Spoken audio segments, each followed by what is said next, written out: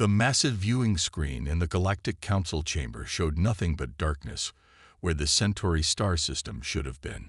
Complete silence filled the room as 50 different alien species stared at the void. Something had eaten an entire star system, leaving nothing behind. Ambassador Tom Baker shifted in his seat, designed for a species much larger than humans. As Earth's representative to the Galactic Council, he had seen many strange things, but this was different. This was terrifying. "It moves," announced First Speaker Gray, his crystalline form reflecting the dim light of the chamber. 3 days ago, it consumed the Centauri system. 2 days before that, it was the Proxima system. At this rate, it will reach major populated worlds within a month. The warrior races immediately erupted in shouting. The massive bull warriors of Taurus 6 stood up, their heavy armor clanking. "We will crush this void creature," their leader bellowed. "Send our battle fleets. We will show it the meaning of courage." Similar cries came from the Lion clans and the Steelborn, each trying to outdo the others in their declarations of bravery. Tom watched them carefully, noting how none of them mentioned studying the threat first. "If I may speak," Tom said, his voice calm but firm. The chamber's translation system carried his words to every species present. "We should perhaps investigate this phenomenon before charging in. We don't even know what we're dealing with." The chamber went quiet again, but this time with a different kind of tension. The bull warrior leader turned his massive head toward Tom, his snort of disgust needing no translation. "Typical human cowardice," he growled. "Always hiding behind your scanners and probes when glory awaits." Tom kept his face neutral, even as several other species nodded in agreement. Humanity was still new to the galactic stage, and their careful, methodical approach to space exploration had earned them a reputation for being overcautious. "It's not cowardice to want to understand your enemy," Tom replied. "This void has already consumed 2 star systems. Rushing in blindly could mean the loss of many more lives." The Lion Clan representative, her golden mane bristling, stood up. "Lives lost in glorious battle are lives well spent. We will lead the charge ourselves." First Speaker Gray raised all 4 of his arms for silence. "The Lion clans have the right to face this threat as they see fit. Let them gather their battle fleet." Tom tried one more time. "At least let us send some long-range scanning vessels. We can gather data while the fleets assemble. The human wishes to study while worlds die." The steel-born commander shouted, his metallic skin gleaming. "Let them hide in their laboratories. We will show them how real warriors face death." The next hour was painful to watch. 3 of the galaxy's most powerful military forces coordinated their attack plans, each trying to be first to reach the void. Not once did they discuss what the entity might be or how it had consumed entire star systems. Their only concern was who would get to fight it first. Tom sent an urgent message back to Earth Command, explaining the situation. He knew what would happen next. The warrior races would charge in, people would die, and then everyone would finally admit that maybe they should have studied the threat first. But by then, how many systems would be lost? As the council session ended, First Speaker Gray approached Tom privately. "Your people's cautious nature is well known, Ambassador Baker," he said quietly. "Perhaps, while our brave warriors charge forth, you might consider doing things your way as well." Tom nodded slowly. "We'll send our science vessels, First Speaker. Far behind the battle fleets, of course. We wouldn't want to get in the way of their glory." "Of course not," Gray agreed, a slight twinkle in his crystalline form. "That would be cowardly." As Tom walked back to the Earth Embassy, he was already drafting orders in his head. The ESS Prudence was the best research vessel in Earth's fleet, and its crew was experienced in studying dangerous phenomena. They would have to be careful, stay at a safe distance, and gather every bit of data they could.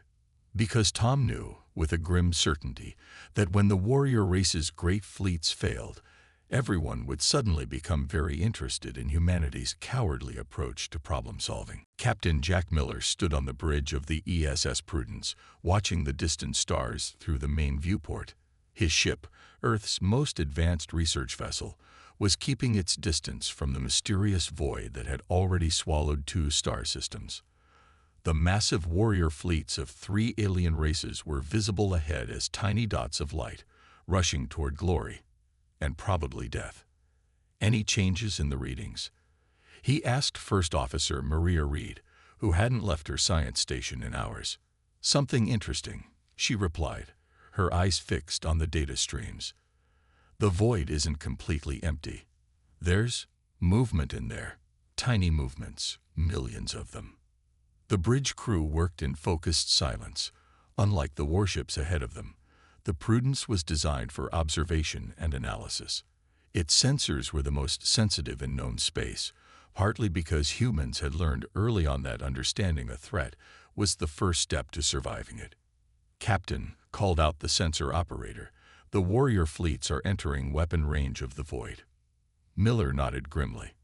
"Record everything. We need to learn from whatever happens next." The massive bull warrior dreadnoughts opened fire first, their energy weapons lighting up space with enough power to shatter planets. The Lion Clan vessels followed, launching waves of their famous plasma torpedoes. The Steel-born brought up the rear, their ships literally throwing themselves into the void as living weapons. "Energy readings are spiking," Maria reported, her voice tense. "The void is growing. It's feeding on their attacks." Miller leaned forward in his chair. "Magnify the edge of the void. Maximum enhancement." The main screen shifted, showing the boundary where normal space met the darkness. Maria adjusted the sensors, pushing them to their limits. And there, at the very edge of what they could see, something remarkable appeared. "Those aren't random movements," Maria whispered. "They're machines. Billions of tiny machines, all working together." The bridge crew watched in horror as the warrior fleet's attacks simply made the swarm of machines grow faster. Each energy blast was absorbed, converted into more tiny machines that joined the swarm. The steel-born ships vanished into the darkness, their sacrificial attacks only making things worse. "Send this data to Earth Command immediately," Miller ordered, "and get me Ambassador Baker on the secure channel." While the communication officer worked, Miller studied the readings. The machines were old, perhaps millions of years old, and they seemed to be following some kind of programming. They weren't evil or hostile. They were just doing their job. Whatever that job was. "Captain," Maria called out suddenly, "I think I see a pattern. The machines aren't attacking randomly. They're attracted to specific energy signatures, the kind produced by modern weapons." Ambassador Baker's face appeared on the communication screen. He looked tired but alert. "Please tell me you have something, Captain. The warrior races just lost their first wave of ships, and they're preparing to send in their reserves." "Tell them to stop," Miller said firmly. "Their weapons are making it stronger. We're dealing with ancient maintenance machines gone wrong. The more energy we throw at them, the more they multiply." "Maintenance machines?" Baker asked. Maria joined the conversation. "Like cleaning robots, Ambassador, but on a cosmic scale. They seem programmed to break down certain energy patterns, probably dangerous ones from some ancient war. But they're treating our modern weapons like the things they were meant to clean up." "The void isn't eating stars," Miller added.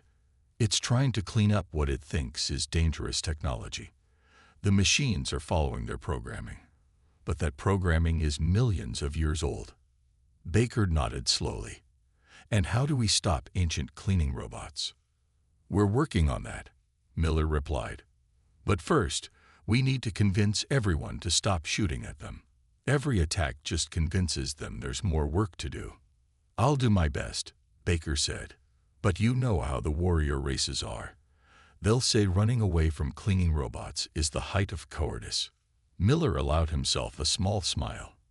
"Then let them be brave. We'll be smart." As the communication ended, Miller turned to his crew. "All right, people, We need to find a way to shut down or reprogram machines that are older than our entire civilization. Let's get to work. The ESS Prudence's main laboratory was crowded with tired scientists and empty coffee cups. First Officer Maria Reed stood in front of the main display screen, which showed the movement patterns of the ancient cleaning machines they had been studying for the past 12 hours. "Look here," she said, pointing to a particular data stream. "The machines follow a strict pattern. They don't just attack any energy source. They're looking for something specific." Captain Miller rubbed his tired eyes. They had been working nonstop since discovering the true nature of the void. Meanwhile, the warrior races had lost their second wave of ships, and the third wave was preparing for what they called a final glorious charge. "The Bull Warriors lost 30 ships in the last attack," Miller said quietly. "The Lion clans lost 25. And the Steelborn, we don't even have an exact count. And the machines just keep multiplying," added Maria. "But wait, something's odd about these readings." She pulled up a new set of data on the screen. The laboratory fell silent as everyone studied the numbers. One of the younger scientists suddenly gasped. "The original machines are different from the new ones," he said, pointing at the screen. "The ones created from absorbed energy. They're imperfect copies." Maria's eyes lit up. "Yes, the new machines can only survive by constantly absorbing energy. Without it, they'd break down within hours. That's why the swarm keeps growing. It needs to keep feeding." Miller straightened in his chair. "So if we stop feeding it energy, the copied machines will fall apart," Maria finished. "But we need to somehow shut down or reprogram the original machines too, or they'll just start the cycle again." The ship's communication system suddenly crackled to life. "Captain," the bridge officer's voice was urgent. "Ambassador Baker is calling. He says it's extremely important." The main screen switched to show Baker's face. He looked even more tired than they felt. "Captain, the warrior races won't listen. They're combining their remaining ships for one massive attack. They say if they can't destroy the void with conventional weapons, they'll use their antimatter reserves." A collective gasp went through the laboratory. Antimatter weapons were the most powerful and unstable weapons known to the galaxy. They were usually forbidden by galactic law. "They can't," Maria exclaimed. "That much antimatter. The machines would multiply out of control. They could spread across half the galaxy within weeks." Miller leaned forward. "Ambassador, we've made a breakthrough. The majority of these machines are copies and imperfect ones. They need constant energy to survive. If we can stop everyone from attacking for just a few hours, most of the swarm will destroy itself." "And the original machines?" Baker asked. Maria stepped forward. "We found their command frequency. It's incredibly old, but if we can broadcast the right shutdown signal." "The warrior races won't wait," Baker interrupted. "They're moving into position now. They say death is better than retreat." Miller stood up, his voice firm. "Then we'll have to show them something more important than a glorious death. Ambassador, I need you to call an emergency council session. We'll transmit our findings to all members." "They won't listen," Baker warned. "They never do." "They'll listen this time," Miller replied, "because we're going to prove it. Maria, prepare the test we discussed. It's time to show everyone what a cowardly approach can achieve." As Baker's image disappeared, Miller turned to his crew. "We have 2 hours before the warrior races launch their final attack. Let's make them count." The laboratory burst into action. Scientists rushed between stations, finalizing calculations and preparing equipment. They all knew what was at stake. Not just the warrior race's fleets, but potentially half the galaxy. Maria looked up from her station, her expression determined. "The test program is ready, Captain. If this works, we'll be able to show everyone exactly what we're dealing with. And if it doesn't, it'll work," Miller said firmly. "Because unlike our brave allies out there, we took the time to understand our enemy."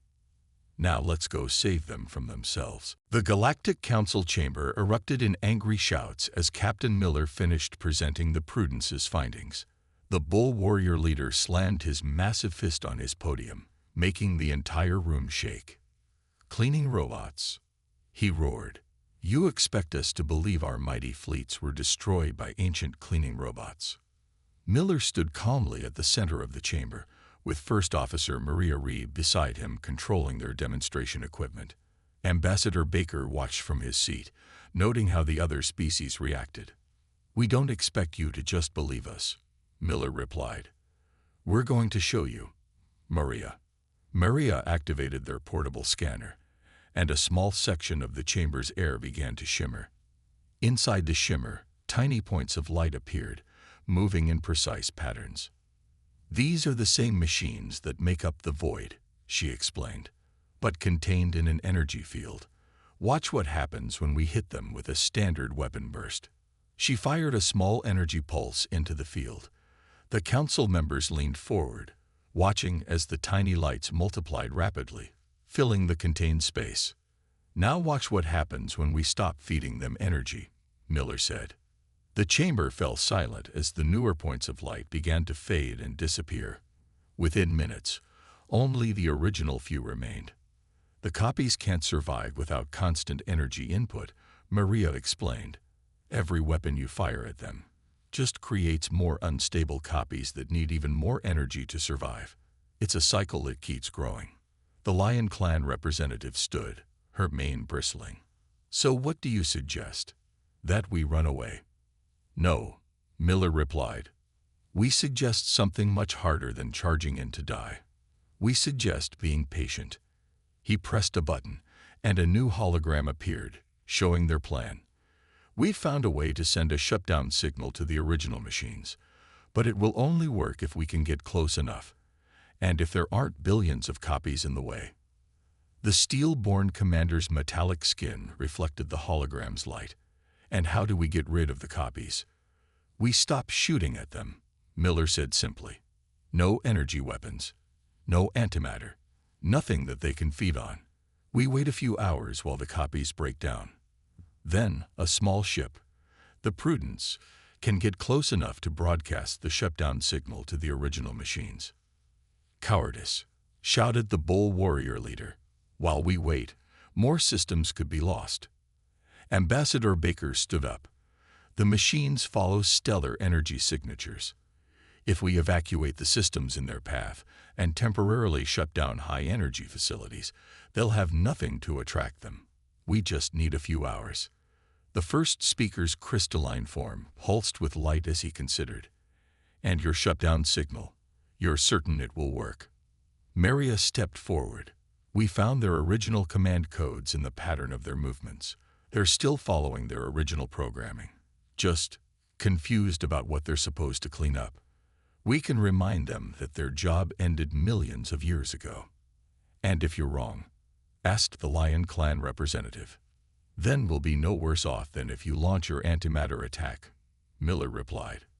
"But if we're right, we save thousands of lives and stop this threat without destroying half the galaxy in the process."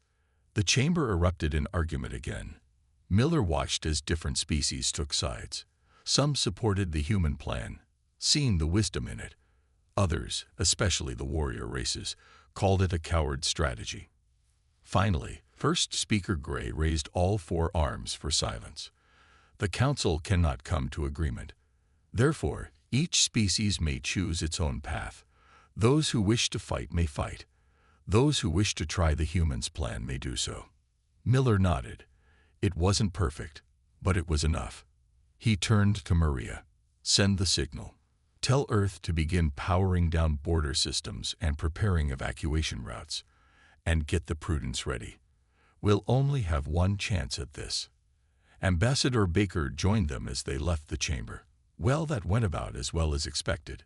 How long do you think it will take the warrior races to realize they're just making things worse?" "Hopefully not too long," Miller replied. "Because if they use those antimatter weapons before we can implement our plan." He didn't need to finish the sentence. They all knew what was at stake.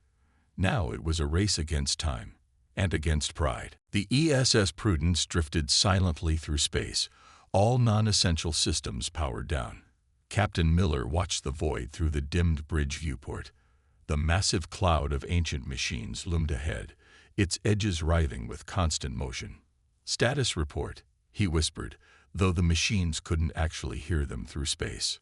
"Most of the copy machines have broken down," Maria replied from her science station, her voice equally quiet. "We can see the original units more clearly now. There are fewer than we thought. Maybe 1,000. The plan was working, at least partially. After 3 hours without high-energy weapons fire, billions of the copied machines had dissolved. But not everyone had followed the human strategy. "The Bull Warrior's Third Fleet just opened fire," reported the sensor operator. "Sector 7, about 2 light minutes from here." Miller sighed.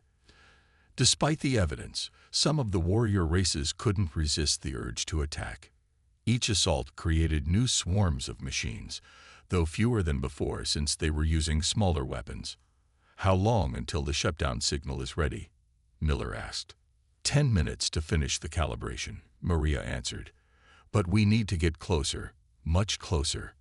The Prudence had been modified for this mission.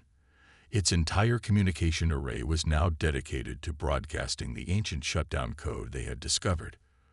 But to reach the original machines, they needed to be almost inside the void itself.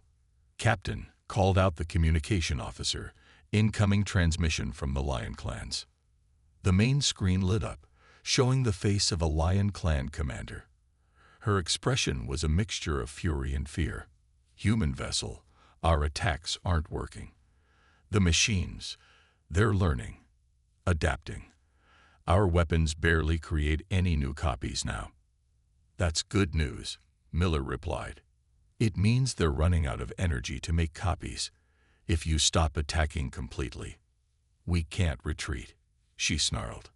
"But we can provide a distraction, give you time to try your plan." Miller straightened in his chair. This was unexpected. "You'd risk your ships to help us." "We're warriors," she said proudly. "But we're not stupid. Your way is working. Our way isn't. Sometimes the greatest courage is in admitting when you're wrong." The Lion Clan ships began a series of careful maneuvers, drawing the machine's attention with minimal energy weapons. They weren't trying to destroy anymore, just distract. "Signal is ready," Maria announced. "We need to get within 100,000 kilometers of the original machines." Miller nodded to the helm officer. "Take us in. Slow and steady." The Prudence glided forward, its engines barely running. Around them, the void seemed less dense now. Most of the copied machines had dissolved, leaving only the ancient originals and their newest copies. "Hull sensors picking up activity," reported engineering. "The machines are investigating us." "Hold steady," Miller ordered. "Let them look. We're not a threat." Tiny points of light swarmed around the ship's hull, examining but not attacking.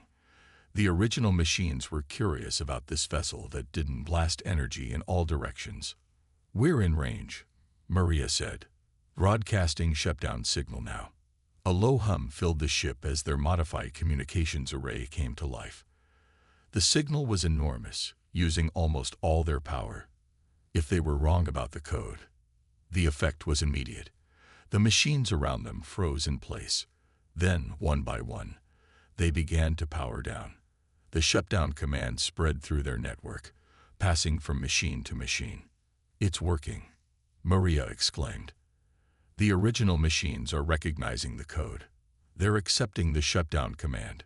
The void began to thin as machines deactivated. Stars became visible through the gaps. The Lion Clan ships, still maintaining their careful distraction, reported the same effect spreading through their sector. Miller allowed himself a small smile. "Send word to Ambassador Baker. Tell him." "Captain." The sensor officer interrupted. "New energy spike. The Steel-born. They're preparing to fire antimatter weapons. They think the machines are vulnerable now." Miller's smile vanished. They were so close to solving this peacefully. But if those antimatter weapons hit the machines before the shutdown sequence finished, "Get me a channel to the steel-born flagship," he ordered. "And Maria, how long until the shutdown is complete?" 3 minutes, she replied. "Maybe 4. Miller gripped his chair arms. Now they would see if they could save the warrior races from themselves one last time. "Steel-born command vessel. This is Captain Miller of the ESS Prudence." Miller's voice was calm but urgent. "Do not fire your antimatter weapons. I repeat, do not fire. The shutdown sequence is working." The metallic face of the steel-born commander appeared on the main screen. "We see your trick working, human. But we can finish these machines permanently. Why should we trust your way?" Around the Prudence, more and more machines were shutting down. The void was dissolving, stars becoming visible through the growing gaps. But they needed just a few more minutes. "Look at your sensors," Miller insisted. "The machines are deactivating. No lives lost. No systems destroyed. Isn't that better than risking half the galaxy with antimatter weapons?" "Captain," Maria called out, "the Bull Warrior's remaining ships. They're in trouble." Miller switched part of his screen to show the Bull Warrior fleet. Their ships had drifted too close to a dense cluster of machines that hadn't yet received the shutdown signal. The machines were swarming around their engines. "Their containment fields are failing," Maria reported. "If those engines blow..." Miller made a quick decision. "Helm, take us to the Bull Warriors. Steel-born command, if you want to prove your bravery, help us save those ships instead of risking everything with antimatter." There was a long pause from the steel-born commander. Around them, more machines continued to power down, but not fast enough to save the Bull Warrior ships. "Engineering," Miller ordered, "redirect power from the shutdown broadcast. We need emergency tractor beams." "But sir," Maria protested, "if we reduce power to the broadcast, it'll take longer to reach all the machines." "Better than watching good warriors die when we could save them," Miller replied. The Prudence's engines hummed to life, pushing through clouds of deactivating machines toward the trapped Bull Warrior ships. Their tractor beams locked onto the nearest vessel, pulling it away from the dangerous swarm. Suddenly, new tractor beams joined theirs. The steel-born ships had arrived, their metal hulls gleaming as they helped rescue their former rivals. Perhaps the steel-born commander's voice crackled through the comm. "There is honor in saving lives, as well as taking them." Working together, the human and steel-born ships pulled the Bull Warriors to safety. The Lion clans arrived moments later, helping to form a defensive ring around the damaged vessels. "Shutdown sequence is back at full power," Maria reported. 80% of original machines deactivated. 90%. 95. Miller watched as the last clusters of ancient machines powered down. The void that had threatened entire star systems was disappearing, revealing the normal space behind it. "All original machines deactivated," Maria announced finally. "The copied ones are dissolving without their network. It's over." The bridge crew let out a cheer, quickly stifled by professional training. But Miller could see the pride in their faces. They had solved this crisis their way, with patience, understanding, and a willingness to look cowardly if it meant saving lives. The Bull Warrior leader's face appeared on their screen. His proud features were humbled. "Captain Miller, my ships, my warriors, we owe you our lives." "You owe your lives to cooperation," Miller replied. "We all solved this together. Your bravery, the Lion clan's distraction, the Steel-born's help, and yes, our cowardly shutdown signal." The first speaker's crystalline form shimmered as he joined the communication. "The Galactic Council will want a full report, Captain. Perhaps it is time we all learned that there are many forms of courage, including the courage to be cautious when needed." Miller nodded.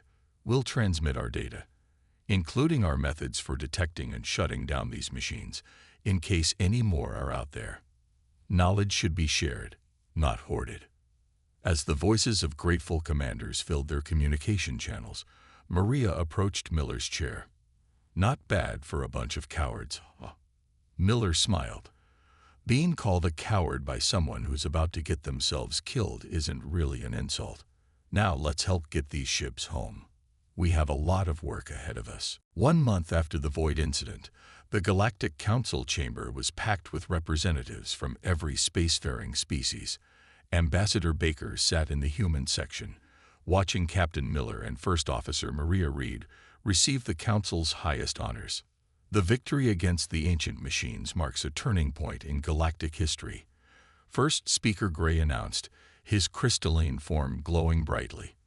Not just because of the threat we overcame, but because of how we overcame it. The bull warrior leader, his massive form surprisingly graceful, stepped forward. We warrior races have long valued charging forward, seeing retreat as weakness. The human showed us that sometimes the greatest victory comes from stepping back, studying, and understanding. Miller stood at the center of the chamber, the same spot where he had demonstrated their solution a month ago. The medal on his chest was made from metal donated by all 3 warrior races, a unique honor never before given to a non-warrior. The Prudence's data has been shared with all Council species, Maria reported. We've already found 3 more dormant clusters of ancient machines in unexplored sectors. Using our detection methods, they were safely deactivated before they could activate. The Lion Clan representative, her mane now decorated with symbols of wisdom as well as battle, addressed the chamber. My people have begun, including human scientific officers on our exploration vessels. Their cautious approach has already prevented 2 potential disasters. And the steel-born fleet, their commander added, his metallic skin polished for the occasion, has established a joint training program with human tactical analysts. We are learning that there is no shame in studying before striking. First Speaker Gray raised his arms for attention. In recognition of humanity's contribution to galactic safety, the Council has voted to establish the Human Preservation Protocol. All member species will now be required to fully analyze any unknown threat before engaging it in combat. A laugh rippled through the chamber as the bull warrior leader grumbled. They named running away after the humans, but his tone was friendly, even admiring. Not running away, Miller corrected gently. Running toward knowledge. The bravest thing any warrior can do is admit there might be a better way than fighting. Ambassador Baker watched proudly as the Council moved on to discussing the implementation of the new protocol. Screens around the chamber showed the Prudence's sensor data being integrated into standard exploration equipment. Warrior race ships were being retrofitted with enhanced scanning devices alongside their weapons. The Void incident taught us all something valuable.